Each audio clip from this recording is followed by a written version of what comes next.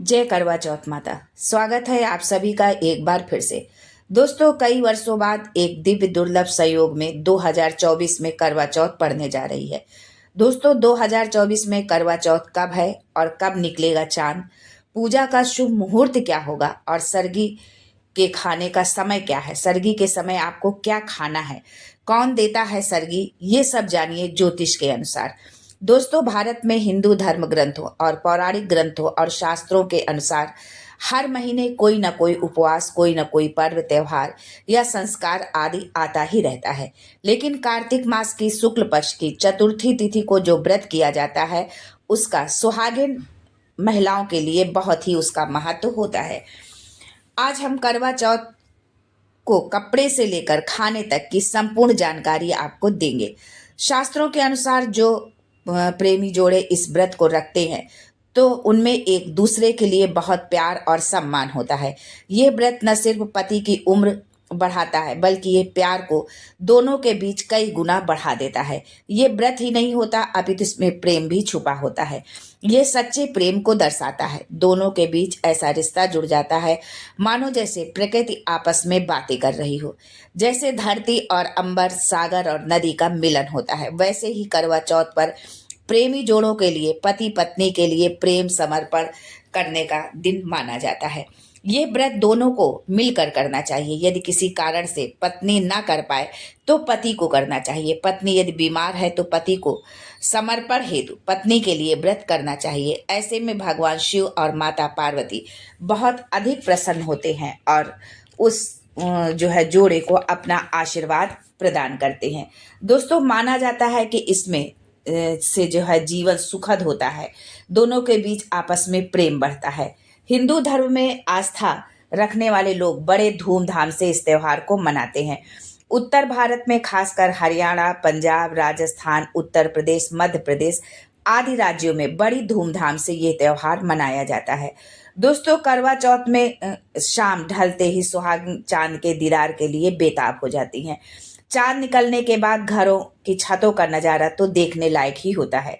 दोस्तों, ये व्रत माता पार्वती को समर्पित होता है और जब आप कमेंट में जय माता पार्वती लिखते हैं तो इससे आपके पति की आयु बढ़ेगी और आपके पत्नी की आयु भी बढ़ेगी।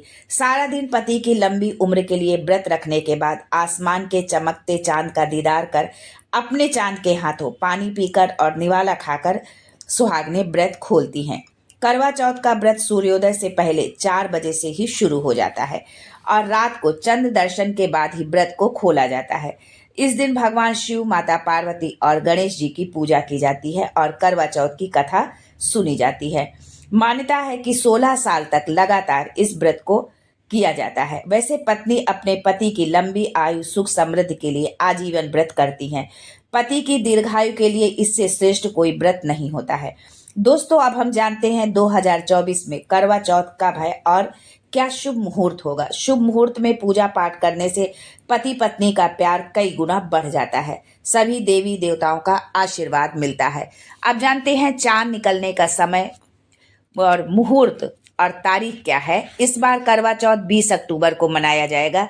इस दिन रविवार है और पूजा करने का मुहूर्त 1 घंटा 16 मिनट तक है। पूजा का शुभ समय शाम 5:46 से लेकर शाम 7:02 तक का है।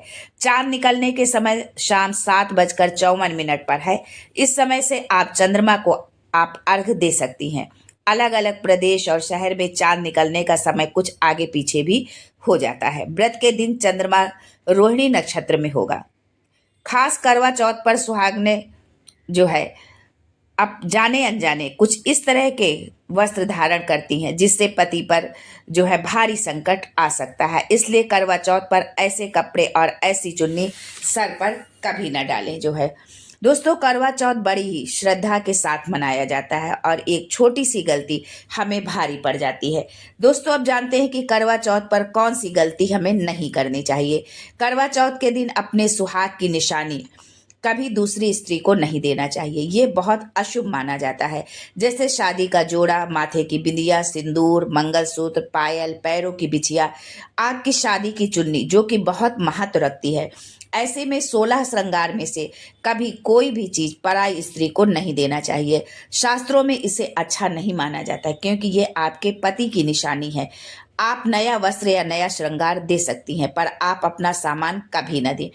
आपके पति के जीवन में संकट आ सकता है, आप दोनों के बीच दूरियां पैदा हो सकती हैं, और हम ये बिल्कुल भी नहीं चाहते। ये इसलिए थोड़ा संयम नियम का पालन जरूर आप करें कि ऐसी गलती आप भूल कर भी ना करें। दोस्तों, खास करवा चौथ पर ऐसे कपड़े नहीं पहनने चाहिए। यदि हम ऐसे कपड़े पहनते हैं तो व्रत खंडित हो जाता है, पति पर संकट आता है।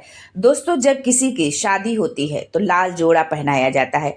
फेरों के समय भी लाल चुन्नी पहनाई जाती है। देवी देवताओं में भी लाल कपड़े का महत्व माना जाता है। शास्त्रों में भी लाल रंग और भगवा रंग बहुत शुभ माना जाता है। परंतु इसी के साथ ही क्या आप जानते हैं कि करवा चौथ के दिन सफेद साड़ी या सूट, फिर चाहे उस पर मोती ही क्यों ना लगा हो, आपको करवा चौथ पर नहीं पहनना चाहिए और ना ही उपहार में किसी को देना चाहिए। ये बहुत ही अशुभ माना जाता है। यदि आप की शादी का जोड़ा रखा है तो आप उसे ही पहनकर इस व्रत को करें। जब कोई महिला शादी का जोड़ा पहनती है तो इससे पति को बहुत खुशी होती है और साथ ही साथ माता का आशीर्वाद भी मिलता है, क्योंकि ये जोड़ा आपके प्रेम की निशानी है और ये मंत्रों से बंधा होता है तथा बुजुर्गों के आशीर्वाद और देवी देवताओं का आशीर्वाद भी मिलता है। इसलिए करवा चौथ पर शादी का जोड़ा जरूर पहनना चाहिए। मान लीजिए आपके पास शादी का जोड़ा नहीं है तो आप बाजार से लाकर नया लाल जोड़ा ला करके आप पहन सकती हैं। करवा चौथ पर आप लाल, हरा, पीला, गुलाबी रंग के कपड़े पहन सकती हैं। ये रंग सुहाग की रक्षा करते हैं और आपके पति की उम्र को जो है दीर्घायु करते हैं। करवा चौथ के दिन ऐसा सिंदूर कभी नहीं लगाना चाहिए, नहीं तो व्रत खंडित होता है। जब भी सिंदूर लगाएं तो माता पार्वती का ध्यान आप अवश्य करें, क्योंकि माता पार्वती ही अखंड सौभाग्यवती का वरदान देती है। माता सीता ने भी अपने अखंड सौभाग्य को पाने के लिए और भगवान राम को पति रूप में पाने के लिए माता पार्वती की ही पूजा आराधना की थी। इसलिए इस दिन ऐसी गलती आप कभी भी ना करें। इस दिन भरपूर मात्रा में मांग में जो है सिंदूर लगाना चाहिए, लंबी मांग भरना चाहिए।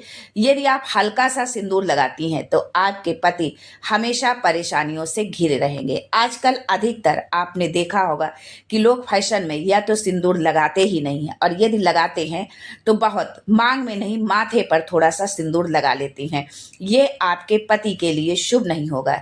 ऐसा करने वाली स्त्रियों के पति हमेशा परेशानी में या संकट में या किसी भी तरह के शारीरिक रूप से, आर्थिक रूप से परेशानी से वो हमेशा घिरे रहते हैं या किसी पराई स्त्री पर आकर्षित भी हो सकते हैं। आप दोनों के बीच दूरियां हो सकती हैं।